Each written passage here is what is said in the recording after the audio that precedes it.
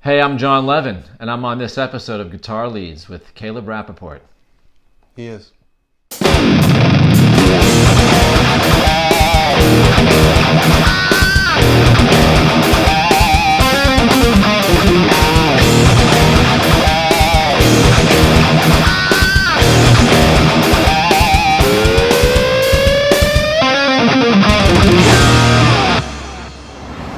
It's Guitar Leads. I'm Caleb Rapoport. On this episode, we have John Levin. He's in the band Dokken, and they're playing tonight here at the Whiskey A Go Go on the Sunset Strip. Check it out.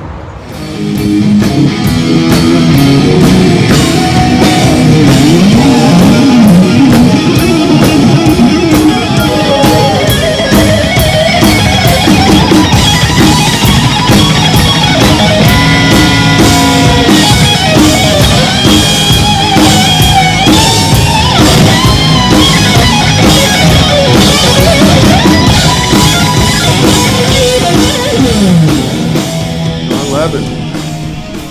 Hello, Mr. Rapoport. Where are you from? Grew up in Woodmere, Long Island, 5 towns. Interesting upbringing. Yeah? A lot of great guitar players in my neighborhood. Really? Yeah, some definite main influences on me from a kid, just the local guys. There were some incredible locals. This one guy, Adam Holland, who, I probably was 15 years old, and I went and saw him play at some high school, and this guy had a Charvel and all these Marshall amps, and he was just way ahead for where we were as little kids, Right. So when I saw that, it was just like, oh my God, this is just unbelievable. I got to do something like this. So.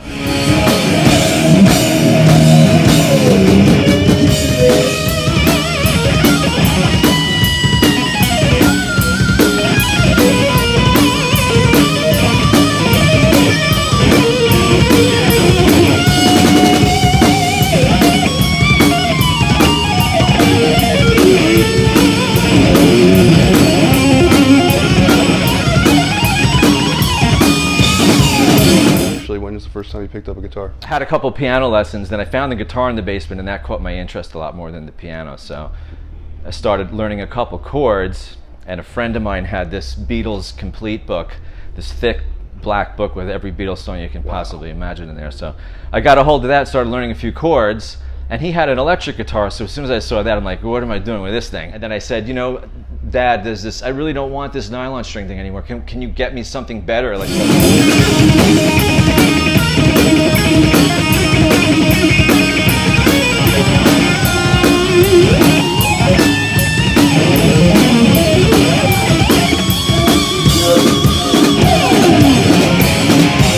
finally, I got the big Univox High Flyer, which was, shockingly cool. Discovered the Rolling Stones, and then that was the end of the Stones were the beginning. Yeah, that was the beginning of this for me. Yeah, I didn't find out about the Van Halen thing for a little while still, because I was probably only 11 or 12. Then I had a teacher that was showing me how to do Eric Clapton solos, and that's when I first learned about soloing and actually using some vibrato. I got a Les Paul when I was 13. Okay. That was big.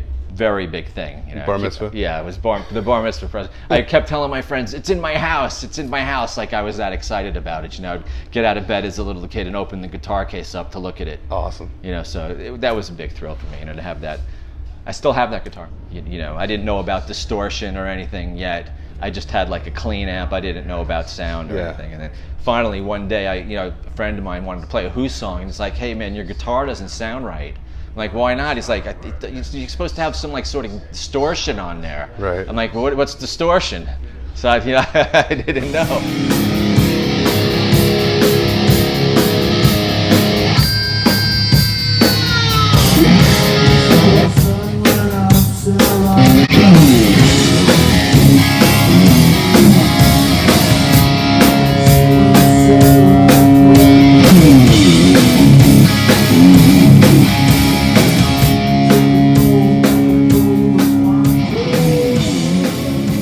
Came to LA, and what happened? I had a job selling computer printer ribbons over the phone. Right. It was a tough job. Had to get up. I had to be up to sell to the East Coast at 9. I had to be at work by 5:30. I didn't like it. I wasn't happy doing that. So my father said, you know what? You can either do that, work in Guitar Center, or you got to go, go to school and do something.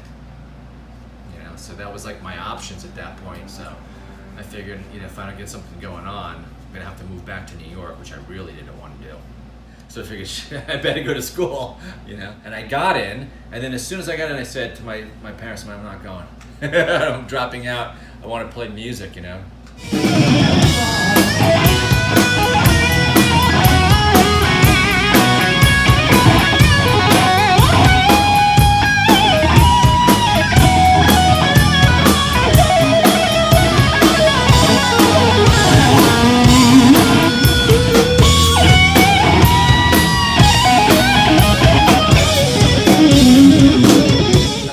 Dropped out, joined a band, played in clubs, and then from there, just one day, how it really started for me was Tommy Henriksen, my true old dear friend, who we're still best friends today, called me and said, hey, I'm in this band called Warlock, do you want to, come and play? That's how I sort of really ended up in Dokken too, because Tommy later was in a band with Jeff Pilson. Then the Nirvana thing came in, and there was no lead guitar playing anymore. Once that went away, I felt like, what's the point? What am I to be a rhythm guitar player? I felt like the whole thing just died out, and it really did. Okay. From the day that one video hit, just the whole thing changed. It was all over. Everything I was hoping to do just crumbled. So John put his guitars in storage, went back to law school, and became an attorney.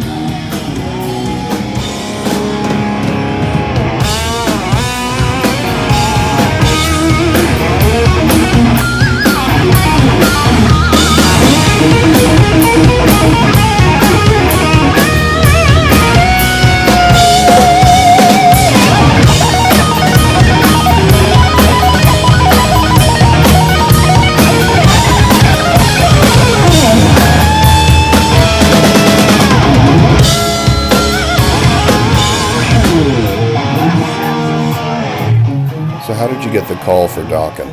Okay, I was in court. I came home from court. I went to my father's house to have dinner. And then I checked my office voicemail and I got a call from Jeff asking if I can come play. Like they needed someone right away. My dad, who was standing in the room, I said, hey, I just got a call from a friend of mine. He wants me to go play guitar and something. And my dad's like, go. I'm like, come on, you're kidding me. I'm like, I don't do that anymore. I'm like in a suit. Yeah. He's like, go. I'm like, really? So he pushed me into it. It's his fault. When the door opened, like Don just opened the door. Well, John was the attorney for Jeff Pilson, who was getting a divorce, and one night he came down doing a demo for the Dysfunctional album. And I said, hey, would you like to play some solos? He goes, yeah. So he was in a suit and tie like an attorney and plugged in, and he shredded and blew my mind.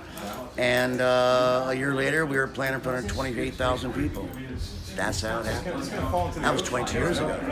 I think Don must have been very, very skeptical about the whole thing with Jeff having his friend/lawyer come to play. Yeah. And then I played, within 30 minutes I had 2 solos done. I was thinking, can I still even do this shit? Because I've been out of the loop for 5 years. I mean, I really just played once in a while. With law school there was so much studying and I didn't have any time, So I was still thinking, can I really even still do this?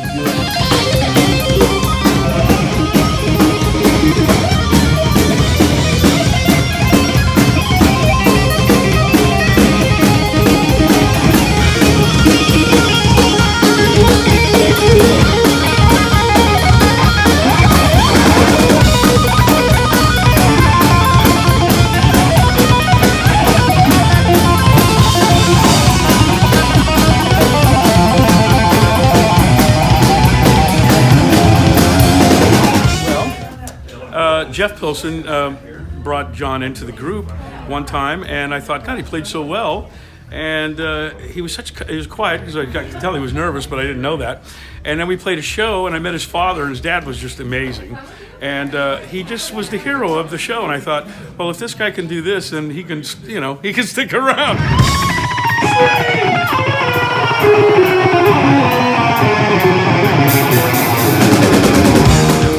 Suit a lot of times. We thought he might come in handy. Yeah, well, Don figured, listen, we could always keep a lawyer around. Yeah. And so Dokken needs a lawyer. And Chris got in the band because he can do T-shirts, My favorite thing about John Levin is this. You have to get my leg in this. When we're playing a song, tempos like this, and John will go like this.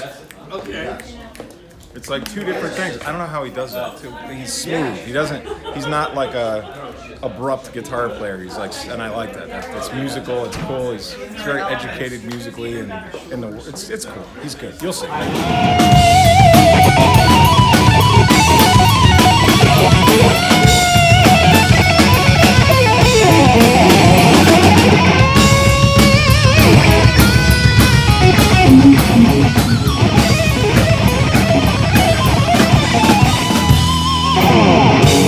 Said to me, hey, you think you can do this? Like, is this a possibility? At the time, I was only doing entertainment law, which is just contractual.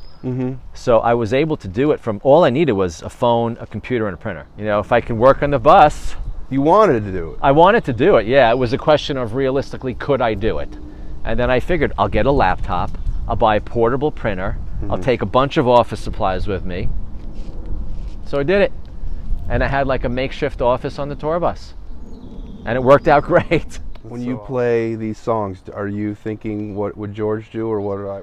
You know, I think I have a good finger on the pulse of the ones that people want to hear the original solo on, and the ones, you know what I mean? So now I just try to do that. Was that hard in the beginning? Were you thinking I have to nail this note for note just for the I think legacy of it? Yeah, in the beginning, I think definitely in the beginning I was probably trying to do like as true a replication as I could of it, you know.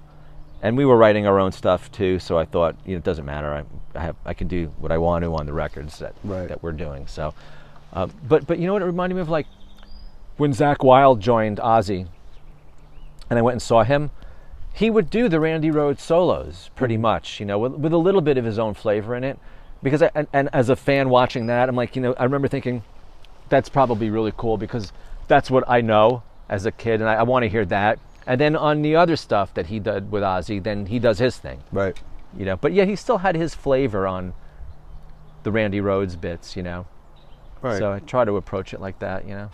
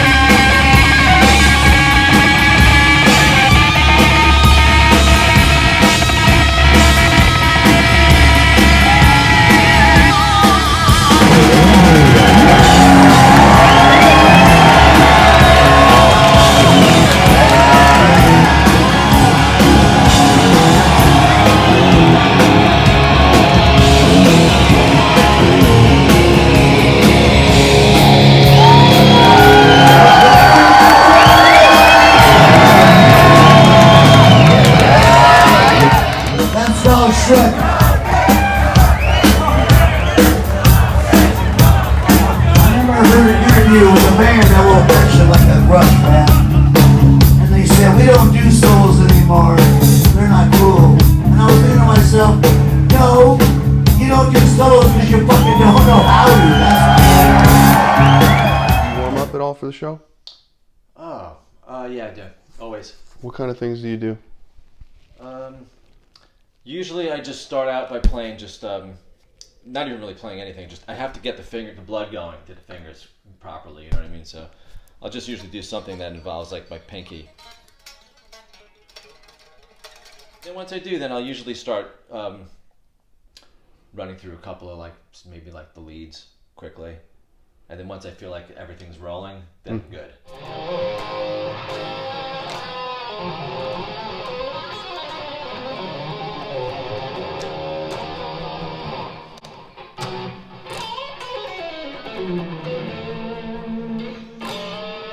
I mean, I grew up playing more bluesier things, so, and I would just take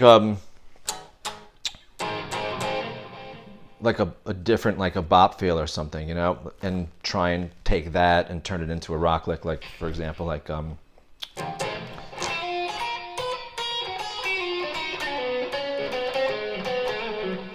and you know, make it a little more, or say it was like a little longer.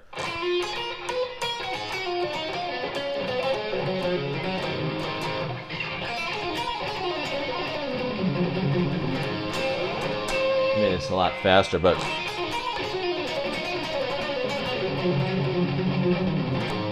that's just like a don't know if it's like speaking, but I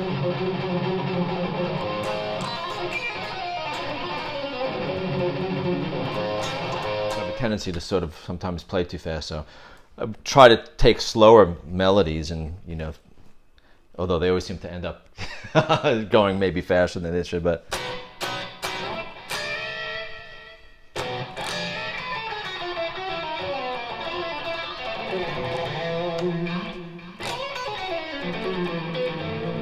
Yeah, because really fast you don't hear that at all. You hear just you're just shredding. Yeah. It's just shredding, but.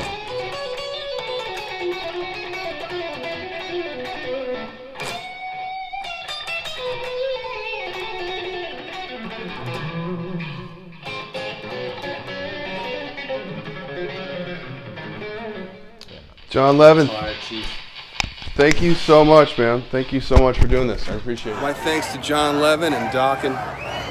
Check out Dokken on tour throughout North America and the world. Thanks so much for watching. Join us again next time for another edition of Guitar Leads.